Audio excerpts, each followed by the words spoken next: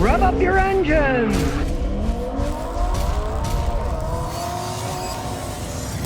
Ford's 10-speed automatic transmission. This is a 2018 Mustang. It's had problems. You had a lot of work done on it. So we're going to show you what's happened to this, give an overall view of the Mustang too, but mainly we're going to talk about the transmission. It's that 10-speed automatic transmission that Ford and GM worked on together. Then it was like cats and dogs. They went their separate ways soon after, but got 10 speeds and 3 of them are overdrives for better gas mileage. Those 3 overdrives, you can get good gas mileage if you drive conservatively. The best he can get in this is 27 on a highway. Okay, when I drive these things, I get like 4 miles a gallon because I drive them like a maniac. But for the overall car itself, he really has no complaints. He hasn't had any problems with it. It's got 57,000 miles on it, other than he didn't like the chrome, so he plastic dipped it. He's got to do that over. Plastic dip doesn't always last that long, but he's real happy with the car, except for the transmission. When he first got it, it was acting up, he took it in.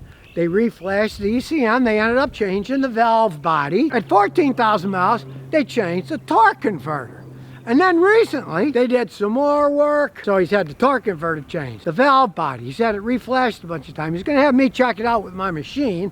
We're gonna take it for a good road test. But the problem is, this was one of their earlier versions of the 10-speed. I do have to say, I did one a few weeks ago on a year-old 10-speed automatic, and it didn't really have any problems. The only problems that you have to understand with that transmission is it is set up for gas mileage. You're not going to find too many fast Mustangs that get 27 miles a gallon, right? You got to drive them slow, but it can do that. The ones I drive never do, and the normal ones I used to drive, I'd be lucky if I got 14 on the highway driving conservatively. So you can get good gas mileage this way. So on the new ones, the one that I did a few weeks ago, they're better than these by far, but still, if you are in an economy mode, when you're taking off from slow, especially if you're at a stop sign, maybe you're turning right, going up a hill, sometimes they hunt for gears. If you have them in economy mode, if you switch over to sports mode, generally they work really well, especially the new ones. They've got that set up better. So if you really want to zoom around, put it in sports mode, and then go back to economy mode whenever you want it economy. That's why there's the different modes. It's for different driving styles, and if you don't understand what it's for, learn. In this case, it was the guy's wife. She didn't even know there were different modes. And I explained, hey, look, put it in sports mode. They put it in sports mode, and then she didn't complain about lack of acceleration. You can bypass some of the problems by going into sports mode. Now, like I said, he's real happy with the rest of the car. The 5-liter engine's got plenty of pulling power, doesn't burn any oil. And like I say, if you drive it conservatively with the 3 overdrives, you can get as much as 27 miles a gallon, which is a miracle for a Mustang. So we're going to look at the data, and we're going to take it for a spin. Got a lot of nice controls on your steering wheel. Nice little small steering wheel, black and chrome. Seats are nice and comfy, hold you in. It's a typical Mustang. There's some room in the back seat, not outrageous for long leg people, but they're comfortable enough if you're shorter. Killer sound system, speakers all over the place. Guys, we're interested in the transmission. So, first going to do a big scan, and so we shall analyze it, and then we're going to look at all the transmission data. As I said, okay, this thing got 57,838 miles on it, and we'll do a diagnosis. It's got a decent touch screen, works relatively fast. You just set your temperature, turn traction control off if you want. And you get to play with the modes too. As you can see, there's various modes. We'll start out with normal mode, Sport Plus, track only, drag strip, and snow or wet. And these aren't just buttons that are there to look cute, you know, with little icons. They actually do things. You're not supposed to use the drag strip in the regular driving. The snow or wet one is going to put it in different gears so the wheels don't slip. It's a pretty sophisticated system. Oh, there's a few little faults here. We'll start with the anti-lock brake system. Tire diameter, it's confused. No one reset it right, so we don't care about that. We will erase it and see if it comes back. Restraint control module, body control module B. There's a little fault there. Let's see what that is. Reading those codes. Let's see what they are. Left rear turn lamp feedback. Right rear turn lamp feedback. Yeah, a lot of computer stuff in these modern cars, let me tell you. We're going to erase all these codes and see if any of them come back. They're not transmission codes, but as long as we're here, we might as well go through the whole thing. We'll go back to the last one, which is power steering control module. We'll see what that code is. Really Well, of course, this is electronic power steering control, more computer controls. You'll often get these communication codes, so we'll erase that too.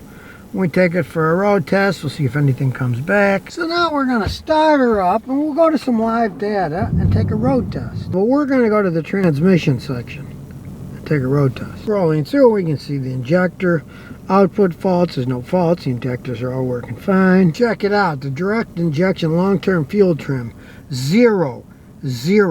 It is running perfectly. You can't run any better than 0. No wonder he's happy with the way it's running. It's running perfectly. Talk about data. Look at all the information you get on the generator. Current sensor, corrected value, frequency. Now, we all know the voltage is good. It's 14.44, 14.38, but they give all kinds of information. The injectors, no faults. We'll go through them all. 8 of them, 7, 8, and they're all no faults. Now, here's a bunch of pressure control solenoid information on the transmission that I'm going to watch while he drives the vehicle. Watch the torque converter, deceleration fuel shut off. That's how these things get good gas mileage. They are all controlled by computers. No faults in the torque converter clutch. Giving you the solenoid pressure. See the torque converter slip actual. While you're driving, now we're coming to a stop. As you can see, the faster you go, the slip definitely goes down. And it follows the desired versus the actual. Okay, now floor it. Here we go. We're taking off now.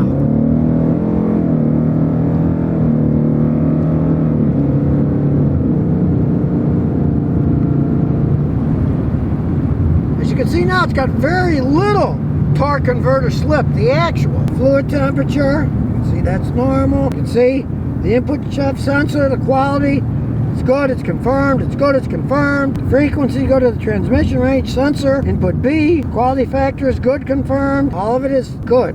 So they did a pretty good job this last time around.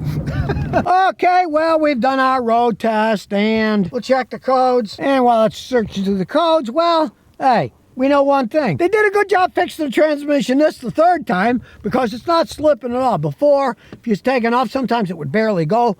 It's shifting perfectly fine, not any slippage. Before, when he slowed down, you'd feel the trannies shifting down, clunking down. That's all gone too. So this third time, let's hope it's a charm and they fixed it right. None of the codes came back. It's all green. Well, blue in this case. So they were just minor codes we don't give a crap about. Okay, so what have we learned? Well, let's hope the third time is a charm for them, because the third time they worked on it with the torque converter changed valve bodies, and they've reprogrammed stuff. It is shifting like a dream now. These early 10 speeds, yes, they had problems, but like I said, the later ones don't seem to, and I'm assuming they're putting later software into these things. They figured out what software works best. Now, he's only got about 2,000 miles left on the warranty.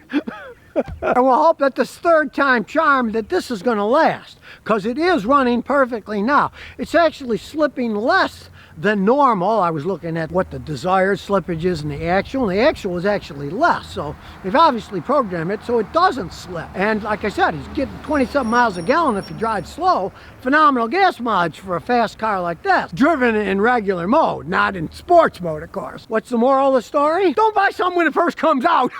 But they seem to have fixed it. We'll see as time goes on. Believe me, if this thing acts up, he's going to tell me about it, and I'll tell you about it. Well, the third fix went in that lasted 5,000 miles or whatever. We'll find out, but it's working perfectly fine now. And if there is a problem and he brings it back, my machine's going to show what's going on. So don't buy the first of anything out there. Only time will tell, but third time a charm for the guy. Let's hope so. And here's some bonus questions and answers. Bristol 2023 says, my catalytic converter and exhaust pipe are glowing red hot. Got a 99 Honda Accord last night. I got out and it was glowing red. What does it mean? There's only two real things that make them glow red. If your fuel injection system is pumping too much fuel, you get raw fuel going into the exhaust. Raw fuel is burning in the exhaust. It's going to get super hot and it's going to glow red. That's the more common thing. The other reason it's going to glow red, if your engine is running super lean, and let's say the ignition system, there's a problem, and it's making it run super lean, and it will glow. So you could have a problem in your ignition system where it's just running too lean because the ignition system isn't working right. Those are the only two things that I've ever seen happen in a Honda. So have your ignition system and fuel system checked. Odds are one of them has gone bad. Pray it's something simple like maybe one fuel injector is just pouring fuel in the engine, and that'll be enough fuel to make it glow red hot. But like I say, if the ignition timing is way off, it can make it glow red like that too. So if you never want to miss another one of my new car repair videos, remember to ring that bell.